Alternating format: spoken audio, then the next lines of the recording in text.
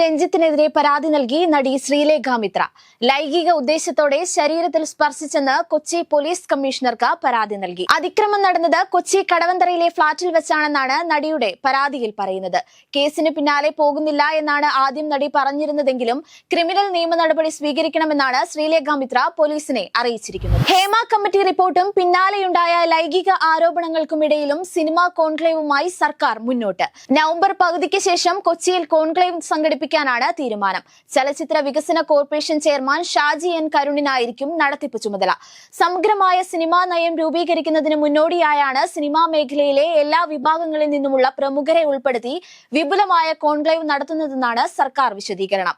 4.5 വർഷമായി Hema committee report കയ്യിലുണ്ടായിട്ടും എന്ത് ചെയ്തെന്ന ചോദ്യത്തിനാണ് conclave എന്ന മറുപടി സർക്കാർ നൽകുന്നത്. ഹേമ കമ്മിറ്റി റിപ്പോർട്ട് സംബന്ധിച്ച തന്റെ നിലപാട് വ്യക്തമാക്കി നടൻ പൃഥ്വിരാജ്. ഹേമ കമ്മിറ്റി റിപ്പോർട്ടിൽ കുറ്റാരോപിതരായ എല്ലാവർക്കുമെതിരെ അന്വേഷണം നടത്തണമെന്നും കുറ്റക്കാരാണെന്ന് വ്യക്തമായാൽ മാതൃകാപരമായ ശിക്ഷാ നടപടി ഉണ്ടാകണമെന്നും പൃഥ്വിരാജ് പറഞ്ഞു. അമ്മ സംഘടനയ്ക്ക് പരാതികൾ പരിഹരിക്കുന്നതിൽ വീഴ്ച സംഭവിച്ചിട്ടുണ്ടെന്നും തിരുത്തൽ നടപടികൾ ആവശ്യമാണെന്നും പൃഥ്വിരാജ് വ്യക്തമാക്കി. ഹേമ കമ്മിറ്റി റിപ്പോർട്ടിന് പിന്നാലെയുണ്ടായ സംഭവ വികാസങ്ങൾ ചർച്ച ചെയ്യാൻ നാളെ ചേരാനിരുന്ന അമ്മ എക്സിക്യൂട്ടീവ് യോഗം മാറ്റിവെച്ചു. അമ്മയുടെ പ്രസിഡന്റ് മോഹൻലാലിന് നാളെ കൊച്ചിയിൽ എത്താൻ സാധിക്കാത്ത സാഹചര്യത്തിലാണ് യോഗം മാറ്റിവെച്ചിരിക്കുന്നത്.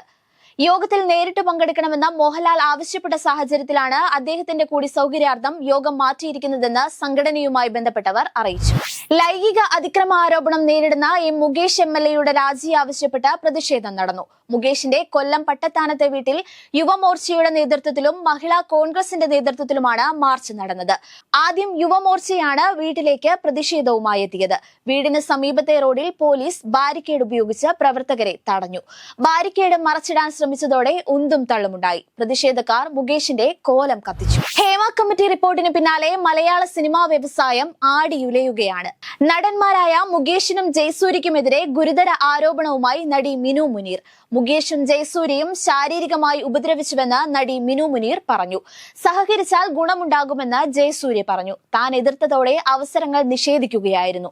ദേ ഇങ്ങോട്ട് നോക്കിയേ എന്ന സിനിമയുടെ സൈറ്റിലായിരുന്നു ജയസൂര്യയുടെ ഭാഗത്തു നിന്നും മോശം പെരുമാറ്റമുണ്ടായത്. അപ്രതീക്ഷിതമായി പിന്നിൽ നിന്ന് കെട്ടിപ്പിടിച്ച ശേഷമാണ് ശാരീരികമായി ജയസൂര്യ ഉപദ്രവിച്ചതെന്നും മിനു മുനീർ പറഞ്ഞു. കർണാടകയിലെ ഷിരൂരിൽ മണ്ണിടിച്ചിലിൽ കാണാതായ കോഴിക്കോട് സ്വദേശി അർജുനായി വീണ്ടും തെരച്ചിൽ. ഗംഗാവലി പുഴയിൽ മാർക്ക് ചെയ്ത സ്ഥലത്ത് നേവി വീണ്ടും സോണാർ പരിശോധന നടത്തി.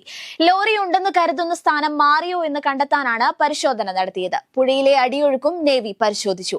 ലോറി ഉണ്ടെന്ന് കരുതപ്പെടുന്ന ഗംഗാവലി പുഴയിലെ നിലവിലെ അടിയൊഴുക്ക് 4 നോട്ട്സാണ്. അർജുനായുള്ള തെരച്ചിൽ പുനരാരംഭിക്കുന്നതിന്റെ ഭാഗമായി ഡ്രഡ്ജിംഗ് തുടങ്ങണമെന്ന ആവശ്യവുമായി കേരള നേതാക്കൾ കർണാടക മുഖ്യമന്ത്രിയെ കാണാനും തീരുമാനിച്ചിട്ടുണ്ട്. കേരളത്തിൽ അടുത്ത 5 ദിവസം വ്യാപകമായ ഇടത്തരം മഴയ്ക്ക് സാധ്യതയുണ്ടെന്ന് കാലാവസ്ഥാ മുന്നറിയിപ്പ്. ഒറ്റപ്പെട്ട സ്ഥലങ്ങളിൽ ഓഗസ്റ്റ് 26, 30 തീയതികളിൽ ശക്തമായ മഴയ്ക്ക് സാധ്യതയുണ്ടെന്നാണ് കേന്ദ്ര കാലാവസ്ഥാ വകുപ്പിന്റെ അറിയിപ്പുള്ളത്.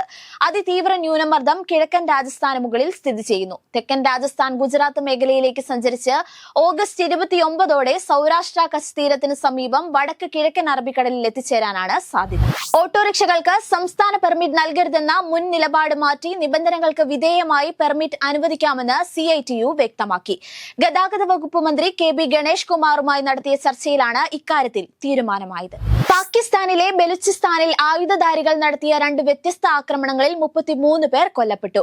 മുസാഖേൽ ജില്ലയിലുണ്ടായ ആക്രമണത്തിൽ പഞ്ചാബ് പ്രവിശ്യയിൽ നിന്നുള്ള 23 പേരാണ് കൊല്ലപ്പെട്ടത്. ആയുധധാരികൾ ഇവരെ ബസ്സിൽ നിന്ന് പിടിച്ചിറക്കി തിരിച്ചറിയൽ രേഖ പരിശോധിച്ചാണ് കൊലപ്പെടുത്തിയത്. കേന്ദ്ര ഭരണ പ്രദേശമായ ലഡാക്കിന് പുതിയ 5 ജില്ലകൾ കൂടി. കേന്ദ്ര ആഭ്യന്തരമന്ത്രി അമിത്ഷായാണ് ഇത് സംബന്ധിച്ച തീരുമാനം എക്സിലൂടെ അറിയിച്ചത്.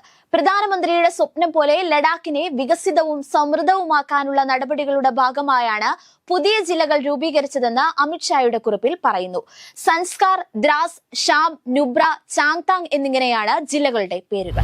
സെപ്റ്റംബർ 5-ന് ആരംഭിക്കുന്ന ലോകകപ്പ് ഫുട്ബോൾ ഏഷ്യൻ യോഗ്യത 3-ാം റൗണ്ടിലെ ആദ്യ 2 മത്സരങ്ങൾക്കുള്ള ടീമിനെ പ്രഖ്യാപിച്ച് ഖത്തർ. ഗ്രൂപ്പ് എയിൽ UAE-ക്കെതിരെ സ്വന്തം ഗ്രൗണ്ടിലാണ് ഖത്തറിന്റെ ആദ്യ മത്സരം. സെപ്റ്റംബർ 10-ന് വടക്കൻ കൊറിയയ്ക്കെതിരെ എവേ ഗ്രൗണ്ടിലാണ് 2-ാം അംഗം. സ്പാനിഷ് ലാലിഗ ഫുട്ബോളിൽ അത്ലറ്റിക്കോ മാഡ്രിഡിനെതിരെ ബാഴ്സലോണയ്ക്ക് 2-1 വിജയം. യൂറോ കപ്പ് ഫുട്ബോളിൽ സ്പെയിനിനെ ചാമ്പ്യന്മാരാക്കിയതിൽ നിർണായക പങ്ക് വഹിച്ച ലെമിൻ യമാലും നിക്കോ വില്യംസും ഇരു ടീമുകളിലായി പരസ്പരം ഏറ്റുമുട്ടുന്നുവെന്നതിലൂടെ കിക്ക് ഓഫിനു മുമ്പേ ശ്രദ്ധേയമായിരുന്നു മത്സരം.